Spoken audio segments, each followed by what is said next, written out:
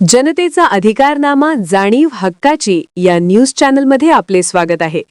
बाबासाहेबांचे विचार आचरणात आणणे काळाची गरज. प्राध्यापक नितीन बानगुडे पाटील.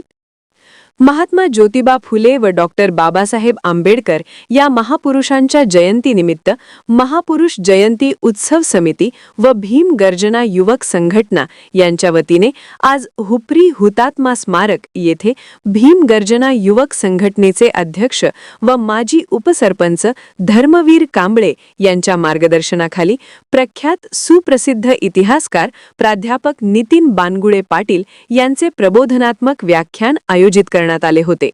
बानगुडे पाटील आपल्या व्याख्यानामध्ये बोलताना म्हणाले, बाबासाहेबांची विचार आचरणात आणत त्यांनी एकूण 32 पदव्या मिळवल्या.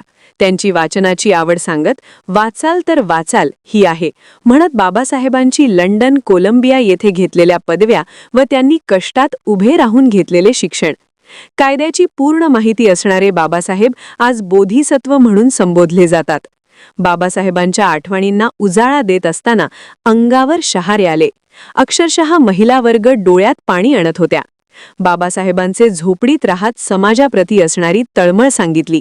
कोणताही गर्व न बाळगणारे आतून हळव्या स्वभावाचे बाबासाहेब आज त्यांनी संविधान लिहून समाजाला न्याय देण्याचे काम केले.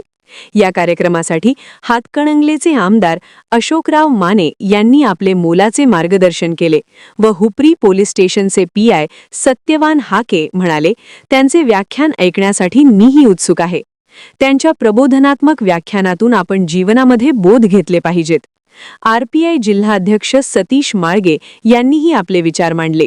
यावेळी मनसे जिल्हाप्रमुख दौलतराव पाटील, नगरसेवक रफिक मुल्ला, सुभाष कागले, किरण कांबळे, विद्याधर कांबळे, बाळासाहेब कंगणे, राहुल फुले, भीम गर्जना युवक संघटनेचे सर्व पदाधिकारी उपस्थित होते.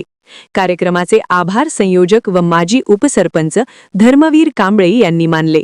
प्रतिनिधी सागर पाटील सह. दिल्लीतनं फिरत होता तो नेहरूंच्या घराजवळ गेला. दिवे मालवलेले नेहरू निद्राधीन झालेले. तो आझादांच्या घरापुढे गेला. दिवे मालवलेले आझादही झोपलेले. तो पटेलांच्या घरापुढे गेला. पटेलही झोपलेले, दिवे मालवलेले. रात्रीच्या 2 वाजता तो डॉक्टर बाबासाहेब आंबेडकरांच्या घराजवळ गेला. दिवे लख्ख चालू. त्यानं उत्सुकतेनं आत पाहिलं. मेजापाशी बसून डॉक्टर बाबासाहेब आंबेडकर काहीतरी लिहित असलेले.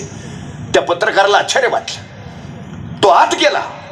डॉक्टर बाबासाहेबांना विचारलं, मी सगळ्यांच्या घरी गेलो. जनतेचा अधिकारनामा जाणीव हक्काची या न्यूज चॅनलमध्ये जनतेच्या हक्काचा आवाज. सत्ता व्यवस्थेचे प्रश्न थेट तुमच्यापर्यंत. जाहिराती आणि बातमीसाठी आजच 70 57 87 98 02 शी संपर्क साधावा.